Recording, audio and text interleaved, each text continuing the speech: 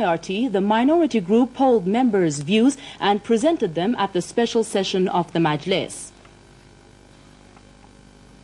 Scattered demonstrations were reported from various parts of Tehran today.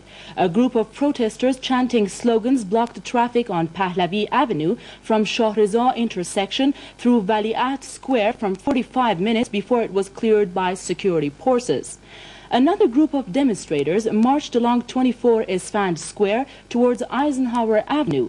Chanting slogans, they caused traffic jams by setting fire to tires and felling trees onto the road. No security officials were seen along Eisenhower Avenue up to Nawab Avenue intersection. No demonstrations were reported today in southern Tehran, but most shops were closed on Rudaki, Gomruk, Koshtargah, Molavi and Javadieh avenues. Some people carrying placards held demonstrations at Behisht Zahra Cemetery this morning. An NIRT reporter says he saw 3 bodies at the cemetery.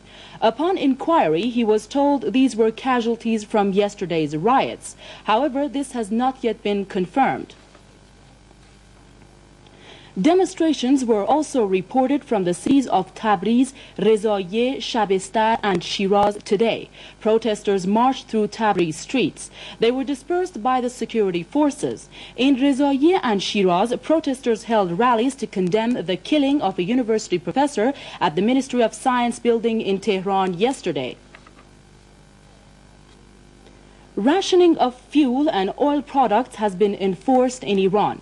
In an announcement, the chairman of the National Iranian Oil Company said today the general strike by oil industry workers and non-operation of oil refineries in the country has led to the rationing. Abdullah Intizam warned that if the oil industry strike continues, short supplies of oil products would last for only a few days despite the rationing. He urged the striking workers to revise their decision, otherwise there will be grave consequences to the extent that even bread supplies to the general public will be cut due to lack of fuel. The NIOC chairman hoped that leaders act in accordance to the tenets of Islam in this case and issue necessary counsel to those concerned.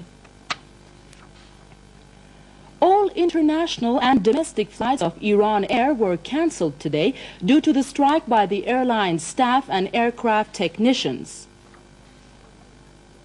And now for international news. After a long illness and coma of several weeks, Algerian President Houari Boumediene died today. Algeria's Governing Revolutionary Council announced this morning. There is no immediate successor to the president. Algeria's constitution requires the National Liberation Front, the country's only legal political party, to meet within 45 days to nominate a new president. The nominee is then presented for election by the people. Boumediene was one of the most prominent Third World leaders. The official New China news agency reports Wang Zhengchun has been appointed as vice premier. Disgraced during the Cultural Revolution, the 71-year-old Wang was a close colleague of the late chairman Mao Zedong. Wang's appointment was proposed by party chairman and premier Hua Kufang. His appointment was unanimously adopted at the 5th session of the Standing Committee of the 5th National People's Congress in Peking yesterday. With Wang's appointment, China now has 14 vice premiers.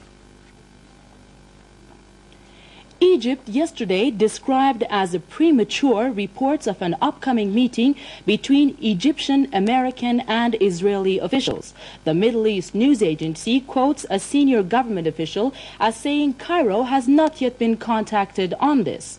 And Al-Ahram newspaper says both Egypt and Israel are reviewing their positions, and adds the move in Middle East peace will come from the United States. Meanwhile, Israel indicates readiness to resume negotiations with Egypt, but only on arrangements for implementation of West Bank and Gaza Strip autonomy and security provisions in the Sinai Desert. Prime Minister Menachem Begin stated Israel's position yesterday. This followed a special session cabinet debate on whether to make further concessions to Egypt in order to reactivate peace talks. The debate was inconclusive and the cabinet deferred a decision to its next session Sunday. And finally, Former Indian Prime Minister Indira Gandhi was released from jail last night. Nearly 2,000 supporters cheered and tossed flowers in greeting when she left prison. Gandhi again denied being guilty of contempt of Parliament and breach of privilege. She says Parliament's vote to expel and jail her was only politically motivated. Gandhi's arrest and week-long imprisonment touched off nationwide protests. At least 20 people were killed and many were injured. In the weather outlook, the Caspian coast region will be partly cloudy to cloudy with scattered showers. Azerbaijan, the western parts of the country, will be